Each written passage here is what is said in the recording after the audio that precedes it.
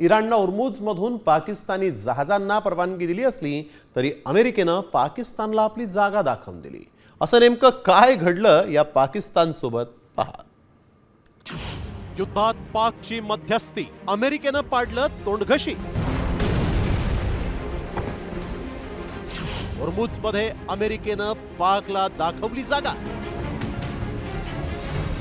पाकिस्तानचं जहाज अमेरिकेनं पाठवलं माघारी। पाकिस्तानात आयोजित केलेल्या इराण अमेरिका यांच्यातील बोलणी फिसकटली आणि अमेरिकेनं होर्मुझच्या बाहेर नाकेबंदीची घोषणा केली। त्यानंतर अमेरिकेनं ओमानच्या आखातात तब्बल 10,000 सैन्य तैनात केलं। मात्र नाकेबंदी असतानाही होर्मुझमधून पहिल्याच दिवशी चीनसह अनेक देशांची 20 जहाजं सुरक्षितरित्या बाहेर पडली। मात्र मध्यस्थी करणाऱ्या पाकिस्तानचीच जहाजं अमेरिकेनं होर्मुझमधून परत पाठवली। कशी झाली पाकिस्तानची नाचक्की ते पहा। इराणनं पाकिस्तानला होर्मुझच्या सामुद्रधुनीतून 20 जहाजांच्या वाहतुकीला परवानगी दिली। पाकिस्ताननं 4 जहाजं होर्मुझमधून बाहेर नेण्याचा निर्णय घेतला। मात्र अमेरिकेनं पाकिस्तानला मोठा दणका दिला।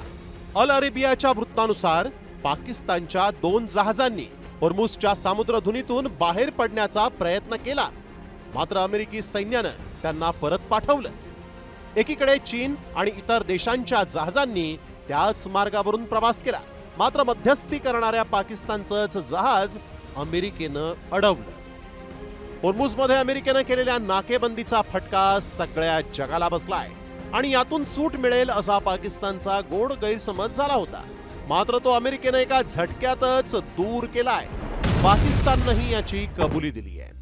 स्टेट ऑफ हॉर्मुज पे सूरत हाल बहुत क्लियर नहीं है और डे टू डे चीज़ें चेंज हो रही हैं और इस पे वी आर इन ट्राई कि हम वहाँ से अपनी ट्रांसपोर्ट जो है शिपिंग की इसे क्रॉस करवा सकें।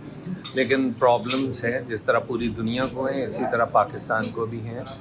आता होर्मुझमध्ये अमेरिकेनं दणका दिल्यानंतर पाकिस्तानचा मध्यस्थीचा फुगा फुटलाय। इतकंच नाही तर अवघ्या 2 दिवसांवर येऊन ठेपलेल्या शांतता चर्चेआधीच अमेरिकेनं पाकिस्तानला तोंडघशी पाडलाय। तर दुसरीकडे युद्धाच्या पार्श्वभूमीवर देशातील वाढती महागाई आणि कर्ज परतफेड या दुहेरी संकटामुळे पाकिस्तानची अवस्था इकडे आड तिकडे विहीर अशी झाली।